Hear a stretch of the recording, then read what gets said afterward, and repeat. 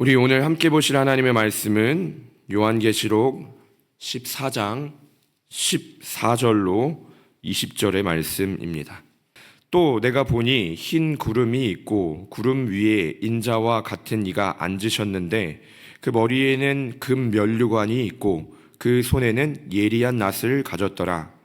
또 다른 천사가 성전으로부터 나와 구름 위에 앉은 이를 향하여 큰 음성으로 외쳐 이르되 당신의 낫을 휘둘러 거두소서. 땅의 곡식이 다 익어 거둘 때가 이르렀음이니이다 하되 구름 위에 앉으신 이가 낫을 땅에 휘두르매 땅의 곡식이 거두어지니라. 천사가 하늘에 있는 성전에서 나오는데 역시 예리한 낫을 가졌더라. 또 불을 다스리는 천사가 제단으로부터 나와 예리한 낫 가진 자를 향하여 큰 음성으로 불러 이르되 내 예리한 낫을 휘둘러 땅의 포도송이를 거두라. 그 포도가 익었느니라 하더라. 천사가 낫을 땅에 휘둘러 땅의 포도를 거두어 하나님의 진노의 큰 포도주 틀에 던짐에 함께 읽겠습니다. 성 밖에서 그 틀이 밟히니 틀에서 피가 나서 말 굴레까지 닿았고 1600 스타디온에 퍼졌더라. 아멘.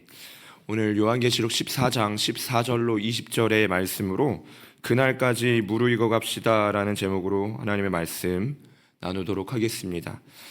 요한계시록 14장은 어린 양을 따르는 이들과 또 짐승을 따르는 이들의 결국을 보여주고 있습니다.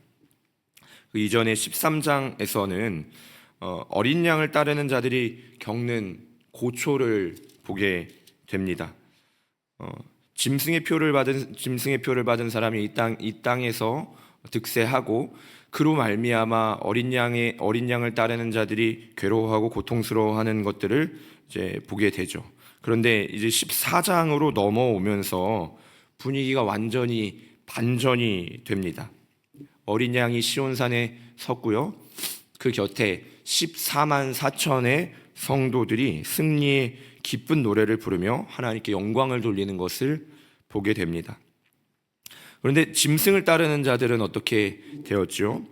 심판의 시간이 이르러서 그들이 자랑하던 큰 성 바벨론은 무너졌고 영원할 것 같던 자랑은 간되었고 엉뚱하게도 이제 고난의 연기가 세세토록 올라갈 뿐이었습니다.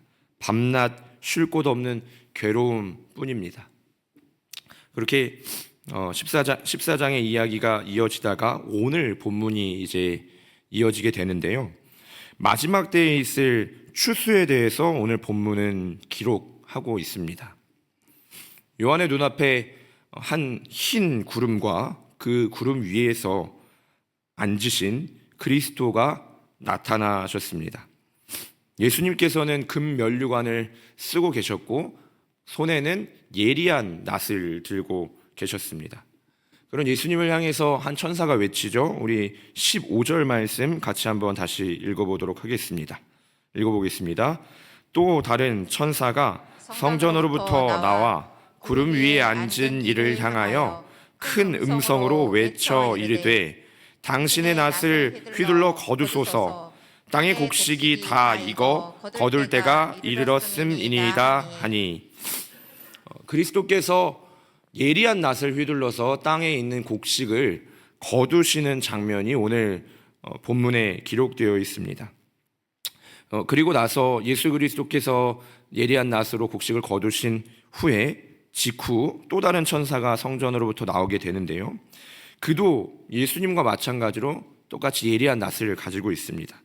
그 역시 예리한 낫을 휘둘러 이번에는 익은 포도송이를 거두어 드리는 것을 보게 됩니다. 성경은 자주 마지막 때 하나님의 심판을 추수에 비유하곤 하는데요. 마태복음에도 보시면 심판의 날에 하나님이 익은 곡식은 거두어 드리고 또 쭉정이는 꺼지지 않는 불에 던져 버리실 것이라고 이야기하면서 마지막 때의 심판을 이제 추수에 비유하는 것을 보게 됩니다. 오늘 우리가 읽은 본문 역시도 같은 맥락에서 마지막 날 하나님의 심판 이야기를 담고 있다라는 것을 우리는 알 수 있습니다. 이를 통해서 우리가 한 3가지 정도를 살펴보기를 원하는데요. 첫 번째로, 심판은 더딘 것이 아니라 때가 있는 것입니다. 우리는 어려움을 당할 때 하나님이 즉시 해결해 주시기를 원합니다. 초대교회 성도들은 어땠을까요? 믿음 안에 살고 있다라는 것은 확실히 축복이었습니다. 그리스도 예수 안에서 말할 수 없는 평안을 누리고 있었고 자유함을 누리고 있었죠. 그런데 삶의 현실은 만만치 않았던 것이 사실입니다. 하나님이 살아계셔서 우리의 삶에 함께 하시면 삶에 닥치는 이러한 문제들, 초대교회 성도들이 당면하고 있는 어려움들을 해결해 주셔야만 하는데 삶의 현실은 사실 그렇지 못한 거죠. 어제 함께 했던 동역자들이 오늘은 끌려가서 사자의 밥이 되기도 했습니다. 오늘 함께 식탁에서 교제하며 음식을 나눴던 사람이 내일은 길에서 타오르는 불에 휩싸여 있는 것을 볼지도 모르는 두려운 현실 속을 살았던 것이 초대교회 성도들의 현실이었습니다. 그런데 이 성도들이 그런 생각을 했을 거라는 거예요. 왜 이 삶의 현실들을 하나님께서 당장에 해결해 주시지 않을까?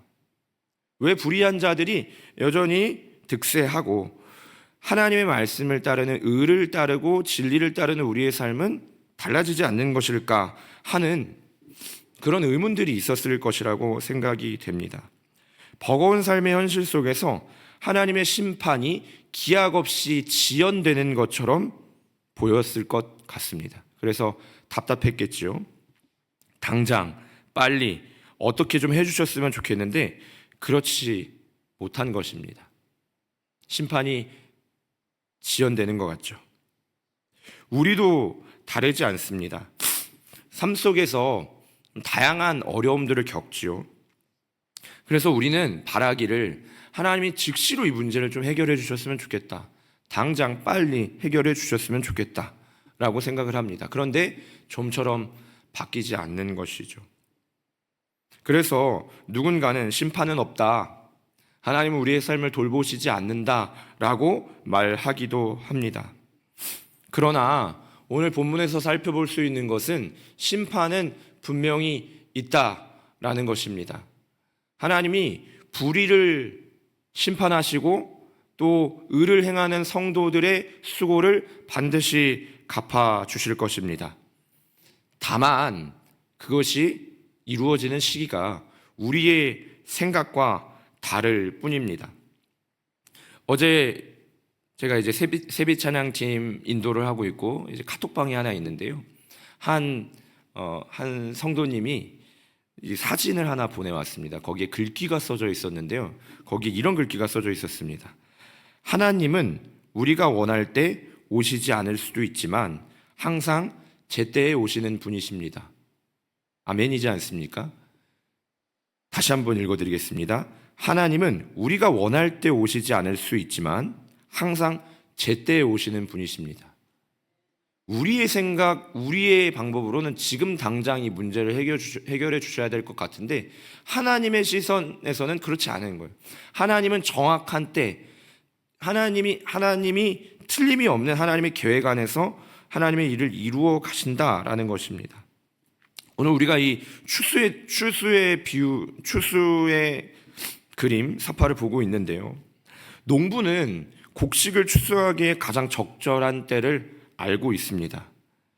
우린 빠른 것이 좋다라고 생각하지만 빠른 것이 꼭 좋은 것은 아닙니다.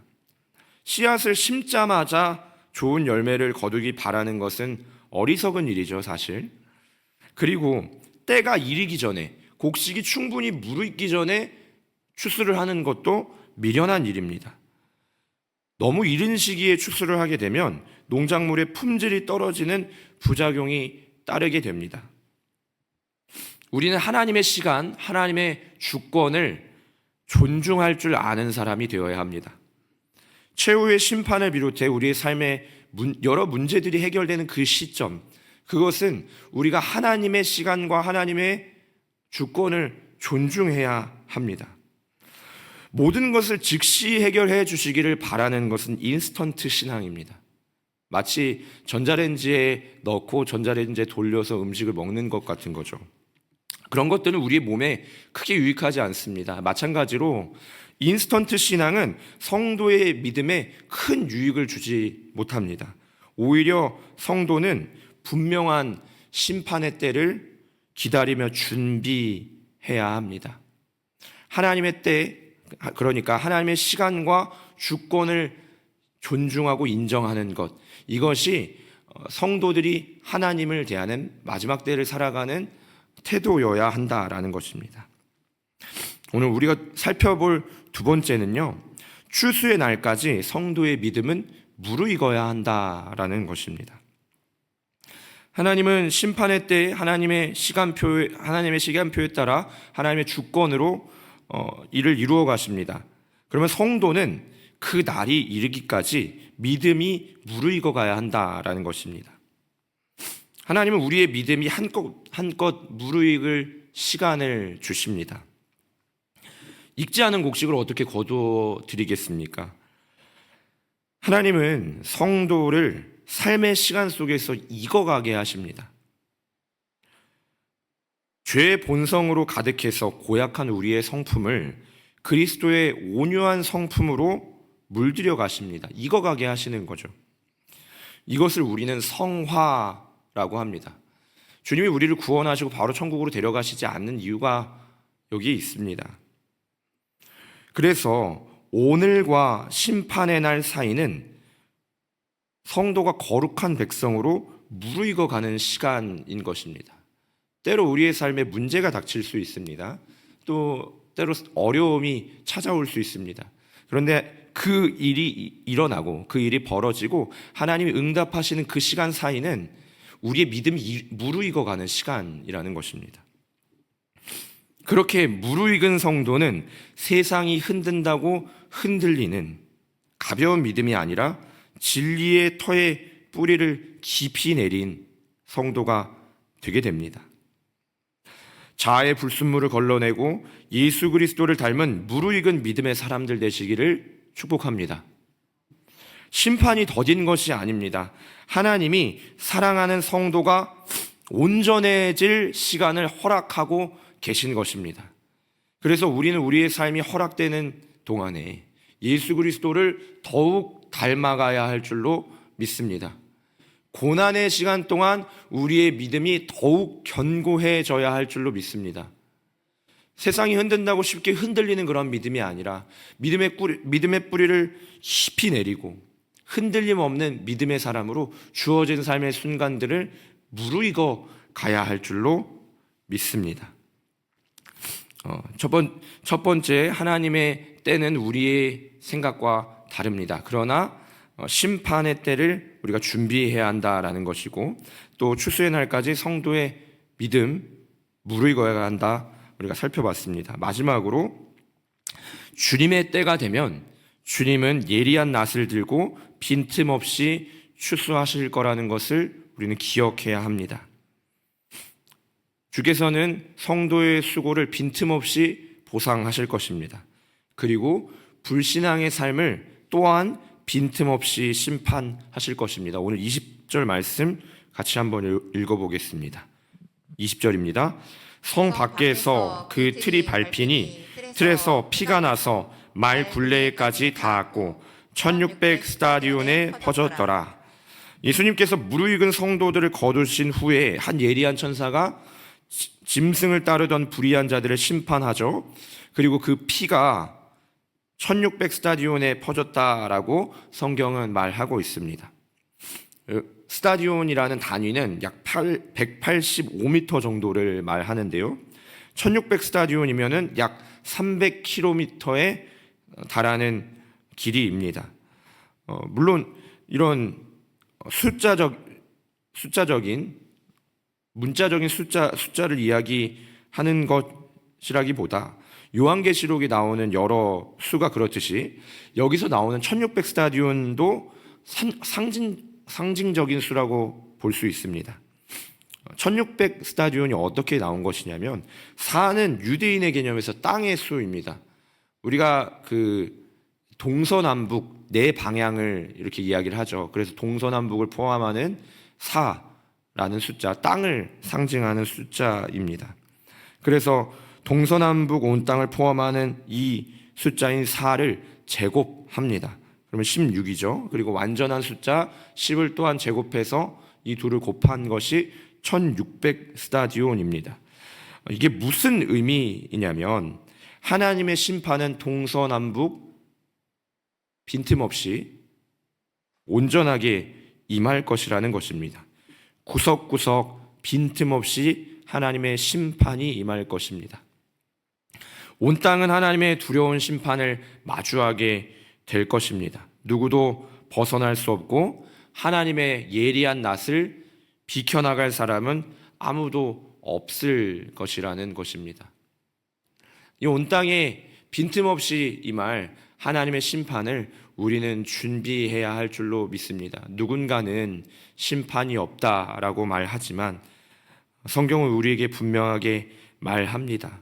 하나님께서 불의를 물리치시고 공의를 바로 세우실 때가 올 것이라는 것을 보여주십니다. 성도의 수고가 그치고 하나님이 합당한 보상을 하실 날이 올 것이라는 것입니다. 그러므로 오늘도 우리는 믿음 안에서 어린 양의 말씀을 따라 어린 양이 이끌어 가시는 대로 순종의 삶으로 살아가야 할 줄로 믿습니다.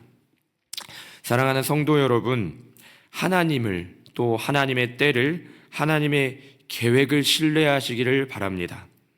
하나님은 우리를 결코 실망시키지 않으시는 분인 줄로 믿습니다. 때로 하나님의 일하심이 더디게 느껴질 때가 있습니다. 그러나 그것은 더딘 것이 아닙니다.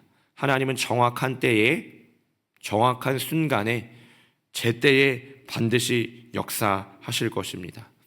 그때를 우리가 믿음으로 바라보면서 오늘도 우리의 믿음 무르익어가는 저와 여러분 되기를 간절히 축복합니다. 진리에 오래 머무십시오. 때가 되면 하나님이 다 갚아주실 줄로 믿습니다. 기도하겠습니다. 1000번째 이슬미 청년, 오하엘 오하랑 어린이, 오하겸 어린이 예물 드립니다. 기도하겠습니다. 주님, 감사합니다. 하나님의 때가 결코 더디지 않고 정확하고 확실하게 임하는 줄로 믿습니다. 하나님, 우리의 생각으로 하나님의 계획과 하나님의 때를 판단하지 않게 하시고 주어진 삶의 순간순간마다 하나님의 시간과 하나님의 주권을 존중할 줄 아는 우리가 되게 하여 주시옵소서. 그렇게 우리에게 주어진 삶의 순간 믿음으로 무르익어 가기를 원합니다. 흔들리는 것이 아니라 삶의 환경과 상황에 흔들려서 이리저리 갈팡질팡 헤매는 것이 아니라 믿음에 굳게 서서 흔들림 없이 무르익어가는 우리 좋은 이웃 교회 되게 하여 주시옵소서. 오늘도 더욱 믿음으로 말씀 안에 거하여 우리의 믿음 무르익어가게 하여 주시옵소서. 그렇게 오늘 하루도 마지막 때 하나님의 심판을 기다리며 준비하는 우리 모두가 될 수 있도록 주님 함께하여 주시옵소서. 모든 것 감사드리며 거룩하시고 존귀하신 우리 구주 예수님의 이름으로 간절히 기도드립니다. 아멘.